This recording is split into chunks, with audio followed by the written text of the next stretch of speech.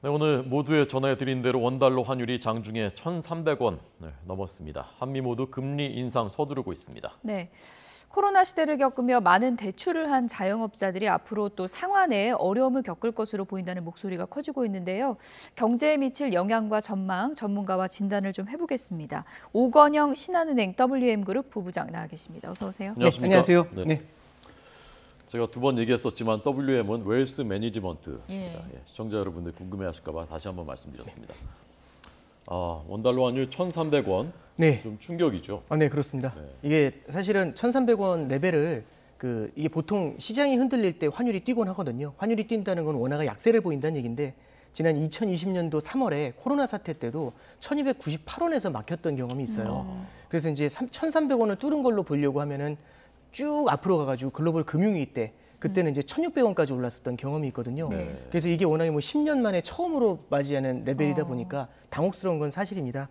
지금 이제 올해 초부터 시작을 한 건데 사실 올해 초에 환율이 1,200원을 조금 넘는 수준이었거든요.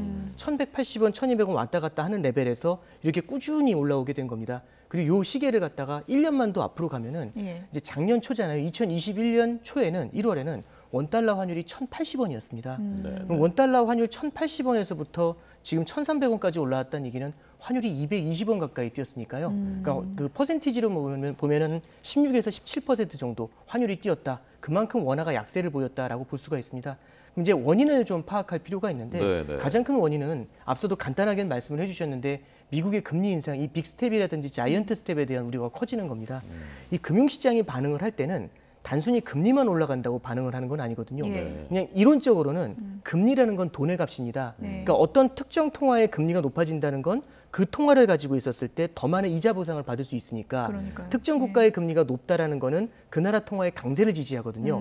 근데 이제 시장은 어떤 걸 갖고 있냐면 미리미리 기대를 합니다. 예측을 하곤 하거든요. 그러면 금리가 0.5%가 오를 것 같다. 예. 연말까지 미국 금리가 2.5까지 갈 것 같다. 이제 이런 예상을 미리 해놔요. 근데 연초부터 보시면은 2번 올릴 것 같다라고 얘기했다가 4번, 그다음 2.5 그리고 지금 이제 3.75 이런 얘기까지 나오고 있습니다. 네. 그러면 예상했던 레벨만큼 환율이 뛰었다가 옆으로 머물다가요.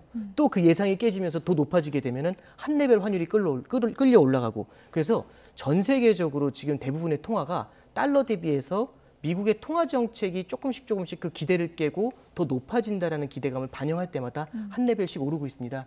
참고로 이제 지난번 6월달 FOMC가 있었는데요. 그 FOMC에서는 시장의 예상을 깨고 미국은 이제 자이언트 스텝이라는 걸 가져갔고요. 원래는 연말에 한 2.5에서 2.75 정도, 그 정도 기준금리가 될 거라고 봤는데 네, 지금 네. 예상은 3.5에서 3.75입니다. 예. 1% 이상 금리가 더 올라갈 것 같다라는 전망을 반영하니까 원달러 환율이 1,280에서 90원 사이를 왔다 갔다 하다가 이번에 1,300원 위로 한번 쑥 뛰어 올라온 겁니다. 그래서 이제 뭐 환율 자체에 대해서 저도 어제 이제 질문을 좀 많이 받긴 했는데 예. 단기적으로는 환율이 조금 더 올라갈 룸은 좀 있는 것 같습니다. 미국에서 이제 아직까지 물가가 잡힐 엄두가 나질 않거든요. 조금은 더 물가 상승세가 있기 때문에 기준금리 인상 기조를 조금은 더 강하게 가져갈 수가 있습니다. 다만 한 가지 말씀드릴 건 현재까지 레벨에 있는 환율은 어느 정도 좀 반영이 돼 있다라는 점. 이런 점들을 봤었을 때 추가적인 환율 레벨의 상승 속도는 예. 그렇게 빠르진 않을 것 같습니다. 네. 다른 통화도 얘기를 해보면 엔화 가치는 지금 뚝 떨어진 거죠. 네, 그렇습니다. 98년 이후에 최저치로 떨어졌습니다. 예. 이게 이제 사실은 되게 큰 이슈가 되고 있는데요. 일본 같은 경우는 이제 2011년도 3월 달에 동일본 대지진이라는 게 있었습니다. 네. 동일본 대지진이 나니까 일본 엔화가 초강세를 보이게 되는데 이게 일본에 있는 보험사들이 해외에 투자를 했었다가 이 동일본 대지진 때문에 이 돈을 갖다가 보험금을 지급을 해줘야 되잖아요. 그럼 해외에 있는 자산을 매각을 해가지고 일본으로 돌아오게 됩니다. 그럼 해외에 있는 자산을 매각을 하면 그렇게 받은 달러를 팔고 엔화를 사서 복귀를 하게 되지 않습니까? 예. 그럼 엔화를 사는 과정에서 엔화의 가치가 상승을 하게 됩니다. 그래서 2011년도 3월 달에는 2011, 12년도에는 슈퍼엔고라고 해가지고요. 달러엔 환율이 그때 당시에 75엔 밑으로 내려갔었습니다. 1달러에 75엔이라는 얘기거든요. 근데 이후에 이제 아베노믹스가 아마 기억이 나실 겁니다. 아베 신조 그 아베노믹스가 딱 시작된 다음에 그때부터는 엔화에 대한 무제한 공급을 선언을 하게 되거든요. 네. 무제한 공급을 선언하면서 엔화가 약세로 이제 전환을 했고 예. 지금 엔달러 환율이 어느 정도까지 왔냐면은 달러당 135엔을 넘고 있고 이게 앞서 말씀드렸던 것처럼 98년 이후에 가장 높은 환율입니다. 가장 높은 환율이라는 얘기는 뒤집어 말하면 엔화가 98년 이후에 가장 약하다라는 얘기겠죠. 참고로 98년도는 동아시아 외환위기가 있었던 그러니까요. 그때 예. 시기입니다. 그러니까 엔화가 이제 이렇게 약한 모습을 보이니까 시장에서도 이제 여러 가지 고민들을 하고 있는데 일본 당국에서도 되게 좀 이게 모순이 이제 좀 딜레마에 빠진 것 같습니다. 왜냐하면 엔화가 약세를 보이면 수출에서는 분명히 이익을 보는 부분이 있거든요. 예. 일본의 물건이 제품이 싸지니까요. 근데 문제는 뭐냐면 수입 물가가 뜁니다. 네. 그러다 보니까 일본의 소비자 물가 지수가 지금 2% 위로 올라왔거든요. 예. 물론 미국이나 우리나라의 5% 레벨보다는 낮지만 예. 2.1%가 일본 사람들에게 낮은 레벨은 아닌 것 같습니다. 네. 워낙에 디플레이션에 익숙해져 있는 상태에서 인플레이션을 만나니까 조금 어려운 거죠.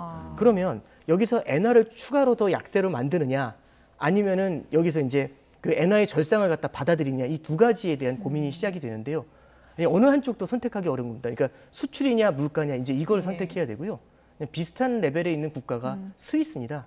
스위스 같은 경우도 스위스 프랑 그 통화 자체가 워낙 절상에 대해서 고민을 많이 했는데 이번에 그 절상을 포기를 했습니다. 네. 그래서 이제 그러면서 이제 금리를 인상을 했거든요. 예. 그래서 일본도 이제 그런 쪽으로 좀 전환될 가능성이 있지 않나 이제 그런 얘기들은 좀 나오고 있습니다. 이게 그 환율이 그렇게 되면 이제 수출 기업들한테는 유리하고 그 대신에 수입 물가 오르니까 네, 물가 그렇습니다. 올라가고 그 상황은 일본이나 우리나 똑같은 것이지 않습니까? 네, 그렇습니다. 원달러 환율이 이렇게 그 올라가게 되면 우리 네네. 경제에 어떤 영향을 미치는지 좀 쉽게 좀 말씀해 주십시오. 네, 일단 방금 전에 말씀해 주신 것처럼 수입 물가가 상승하는 게 가장 큰 문제인데요.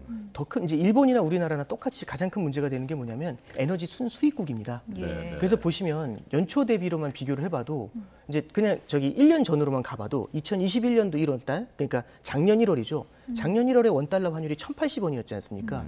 그때 국제유가가 배럴당 한 드럼에 45달러 정도 했습니다. 예. 지금 국제유가가 한 드럼에 110달러 정도 하거든요.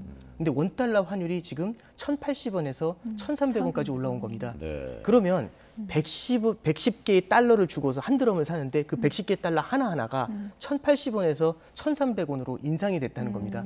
그럼 유가에서도 2배 이상의 상승이 나왔고 그 다음에 환율에서도 높은 환율이 나타나게 되니까 예. 그냥 체감하는 게 많은 분들한테 요즘 물가 상승을 어디서 체감하십니까 하고 여쭤보면 일단 딱 나오는 게 주유소 기름값부터 얘기하십니다. 사상 최고로 주유소의 기름값이 올라갔거든요. 그래서 이제 유류 가격이 올라갔다는 점들도 있고요. 그 다음에 식량의 수입에 있어서도 여기서는 원달러 환율의 상승이 굉장히 치명적인 영향을 예. 주고요. 그럼 우리나라 수출 기업에도 좋지 않느냐? 물론 결국에는 판매에는 유리할 수가 있는데 네. 여기서 다른 걸 보셔야 되는 게 뭐냐면 다른 나라의 통화를 같이 보셔야 됩니다. 수출은 경쟁이라는 건데 네. 우리나라 통화만 절하가 돼가지고 우리가 수출을 하는 게 유리하면 모르겠는데 다른 나라도 함께 절하가 되면은 예. 달러원 환율이 올라가서 원화가 절하되는 효과가 희석이 될 개연성이 있거든요. 예. 그래서 너무 급격하게 원화가 약세로 가는 것들 이런 것에 대한 경계 목소리가 나오는 이유가 예. 이런 데 있습니다. 그렇군요. 고물가 폭탄 때문에 전 세계적인 충격이 워낙 크다 보니까 네. 이제는 미국의 전문가들의 상당수가 경기 침체로 갈 수 있다 이런 네. 얘기를 하고 있는데요. 네네. 파월 미 연준 의장도 그런 가능성이 있다 이렇게 인정을 했습니다. 어떤 얘기인지 좀 들어보고 오겠습니다. We think that we have to restore price stability to put the economy back in a place where, in the medium and longer term, we can have a sustained period of what we would call maximum employment. So that's how we're thinking about it. Of course, we're not trying to provoke, and don't think that we will need to provoke a recession. But we do think it's absolutely essential that we restore price stability, really for the benefit of the labor market as much as anything else. 네. 물론 아직은 물가 안정이 제일 중요하다라고 합니다만은 그 전까지는 미국 경제 고용도 탄탄하고 뭐 그러니까 금리를 올리는 게 중요하다라는 거였는데 약간 이제 뉘앙스가 좀 바뀌었다. 경기 침체. 네, 그렇습니다. 정책이 바뀔 가능성도 있을까요? 네, 이제 이미 정책은 조금 좀 반영이 되고 있는 거고요. 예. 작년하고 올해를 좀 비교를 해보면 미국 연준 같은 경우는 목표가 두 가지가 있습니다. 성장을 극대화하는 목표가 하나 있고요. 다른 하나는 물가를 안정시키는 목표가 있습니다. 네. 근데 지금 상황이 참 아이러니한 게 이런 거죠. 강력했던 성장이 조금씩 부양책을 거둬들이니까 성장이 둔화가 되고 있는 거고요. 예. 너무 많은 돈을 풀어준 것들이 물가를 자극하면서 물가가 올라가고 있는 겁니다. 네, 네. 그러면 성장 사이드를 바라보면 성장 둔화를 바라보면은 금리를 인하하면서 경기 부양에 들어가 줘야 되고요. 물가 사이드를 보면은 금리를 인상해 가지고 물가를 잡아 줘야 됩니다. 예. 그럼 모순이 생기지 그렇죠. 않습니까? 네. 성장을 바라보면 인하를 해야 되고 물가를 바라보면 인상을 해야 되니까. 두 마리 토끼 잡기가 쉽지 그렇습니다. 않죠. 그럼 인하를 하면서 인상을 한다. 이런 좀 어색한 얘기가 나오게 되니까 이걸 제압하기 위해서는 작년에는 이제 사실상 51대 49에 선택을 해야 되는 겁니다. 그래서 작년에는 어떤 얘기가 나왔냐면은 지금의 물가 상승세는 일시적이다라는 표현을 씁니다. 일시적이란 얘기는 당장 물가에 크게 신경 쓰지 않아도 됩니다라는 표현이거든요. 그래서 작년에는 똑같은 의회에서 증언을 할 때 지금의 물가 상승세가 일시적일 가능성이 높다라는 표현을 씁니다. 그러면 물가 쪽에 대한 포커스를 좀 낮추고 오히려 코로나 사태로 인해서 아직까지 코로나의 터널에 들어있는 만큼 이때는 금리를 좀 낮추고 제로금리의 양적 완화를 통해 가지고 경기 부양에 집중을 해야 된다. 이런 얘기를 한 거죠. 근데 이제 결과론적으로 말씀을 드리는 거지만 이게 하나의 패착이 되었던 겁니다. 그래서 이제 연준도 지금 가장 많이 이제 비난을 받고 있는 것 중에 하나가 이때 당시 일시적이라는 물가 상승 표현을 쓰면서 돈을 풀어준 거거든요. 네. 그럼 물가가 올라오고 있는 시그널이 명백한데도 유동성 공급을 통해서 이 물가 상승을 더 키웠다는 비난을 받고 있는 겁니다. 그러면 여기서는 이제 반대로 스탠스를 확 돌려야 되는 문제가 생기죠. 그럼 지금은 어떻게 되냐면 얘기 나와 있는 것처럼 뭐 경기 침체라는 얘기가 나오는 게 뭐냐면 성장이 둔화될 가능성이 있다는 겁니다. 물가를 잡기 위해서 금리를 세게 올리게 되면은 지금도 약간씩 둔화되고 있는 성장이 더 주저앉는 거 아니냐라는 얘기를 할 때 파월 의장의 표현은 이겁니다. 지금 현재 미국 경제 성장이 예전과는 달리 그래도 나름대로 굉장히 탄탄하기 때문에 네. 이 정도 금리 인상 충격을 어느 정도는 견딜 수 있다. 그래서 이제 경기 침체의 가능성이 없는 것은 아니지만 예. 그리고 우리가 의도적으로 만들려는 건 아니지만 그럼에도 불구하고 경기 침체의 가능성은 열어놔야 된다. 예. 이 얘기는 뒤집어 말하면 금리를 세게 올려서 물가 쪽에 좀 더 초점을 맞추겠다. 성장에 아주 큰 신경을 쓰기엔 지금은 어렵다는 겁니다. 예. 그래서 작년에는 물가를 지웠다면 지금은 성장에 대해서 조금은 좀 내려놓고 물가 쪽에다 포커스를 맞추고 있다. 이렇게 해석하면 될 것 같습니다. 금리 인상폭이 추후에 조금 줄어들 수도 있다 이렇게 볼 수 있는 건가요? 근데 이제 지금 이제 말씀 처음에는 시장에서도 이제 성장 쪽을 바라보면은 성장의 둔화를 바라보면서 금리 인상이 둔화가 될 수도 있다. 이제 이렇게 보고 있었는데요. 당장은 물가 쪽에 좀 더 포커스를 맞춘다라고 하면은 지금의 이제 금리 인상 기조가 일정 수준은 좀 이어질 거라고 보고 있고요. 현재는 내년까지 4% 정도까지도 기준금리를 올릴 수 있다라는 얘기는 좀 나오고 있습니다. 네. 그런데 예상보다는 경기 침체 속도가 더 빠르니까 지금 이제 파월 네. 의장도 저렇게 말한 거 아니겠습니까? 네, 그렇습니다. 오늘 보도를 보면 뭐 테슬라 같은 데도 네. 경기 침체 우려되니까 대규모 감원에 나서고 예. 했다는데 네. 이렇게 빨라지면은 그러면 또 금리 또 고민하지 않을 수가 없게 그럴 가능성도 있지 않을까요? 근데 이제 이게 사실은 연준에서도 하고 있는 가장 큰 고민인데요. 첫 번째 이제 가장 큰 문제는 말씀해 주셨던 것처럼 수요 사이드에서는 이 수요가 빠르게 둔화될 수도 있다는 얘기가 나오고 있습니다. 왜냐하면 미국의 소비가 폭발했었던 가장 큰 이유가 첫 번째는 경기 부양을 통해서 보조금을 굉장히 많이 줬고요. 금리가 낮은 수준을 유지했었고 물가도 안정돼 있었습니다. 그리고 자산 가격이 뛰니까 이런 네 가지 효과가 붙으면서 사람들의 소비가 폭발을 했었던 거거든요. 네. 근데 지금 상황을 보시면 이게 거의 다 반대로 돌았습니다. 보조금을 더 이상 주지 않고 있고요. 금리가 많이 올랐고 물가도 많이 올랐습니다. 그리고 자산 가격도 최근에 보시는 것처럼 많이 내려왔거든요. 이렇게 되면 시차를 두고 미국의 소비 수요가 줄어들게 됩니다. 소비 수요가 줄어든다는 것은 물가를 안정시킨다는 얘기인데 그럼에도 불구하고 가장 큰 문제가 뭐냐면 공급 사이드의 문제가 좀 큽니다. 예. 이게 아이러니하고 예측 가능하지 않은 게 연준도 마찬가지로 의회에서도 발언을 했지만 러시아 우크라이나 전쟁 같은 경우는 사실상 예측하기가 어려운 케이스입니다. 네. 중앙은행이 할 수 있는 건 없다라는 얘기를 사실 어제 발언에서도 나왔었거든요. 네. 이렇게 되면은 사실상 경기 둔화 우려가 있음에도 불구하고 물가가 내려오는 속도가 그렇게 빠르지 않을 수 있습니다.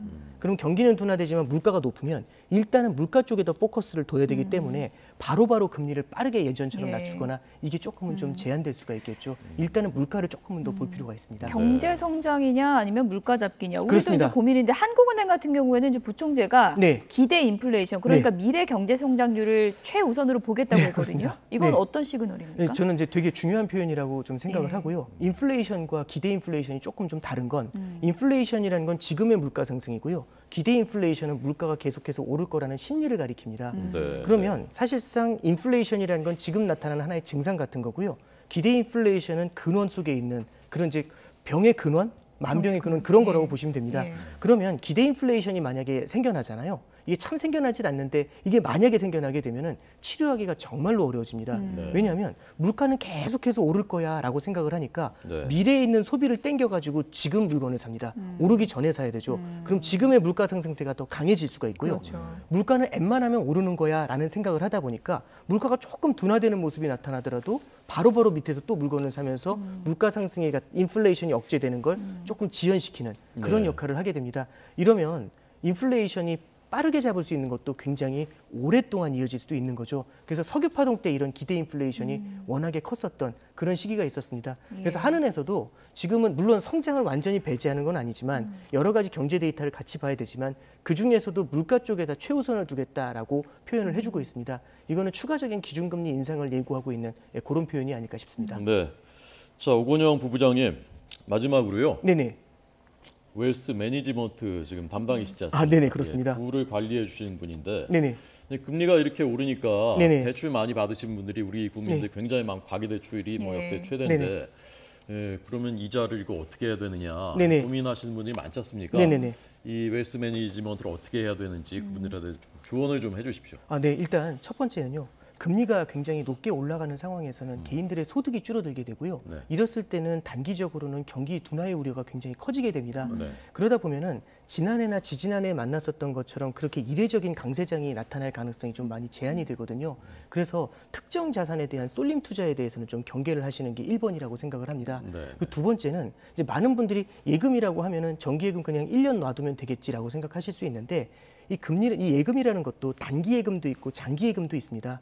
금리가 올라갈 때는 지금 낮은 금리로 1년, 3년 이렇게 묶는 것보다는 짧게 방망이를 잡고 가는 게 조금 더 좋습니다. 네. 그러면 금리가 올라갈 때마다 이 금리가 올라가는 거를 수치해서 따라가는 방법이 있겠죠. 그래서 예금을 가입할 때는 짧게 가시는 걸 좀 말씀을 좀 드리고요. 예. 그럼 요거하고 반대 포지션에 있는 게 대출이 됩니다. 예. 그럼 대출 같은 경우도 이럴 때는 변동보다는 고정으로 묶는 게 좋은데 다만 이제 요거는 저도 질문을 많이 받는 말씀이지만 대출 같은 거는 사실은 만기를 좀 보실 필요가 있습니다. 예. 우리나라 기준금리가 오를 때도 있지만 내릴 때도 있거든요.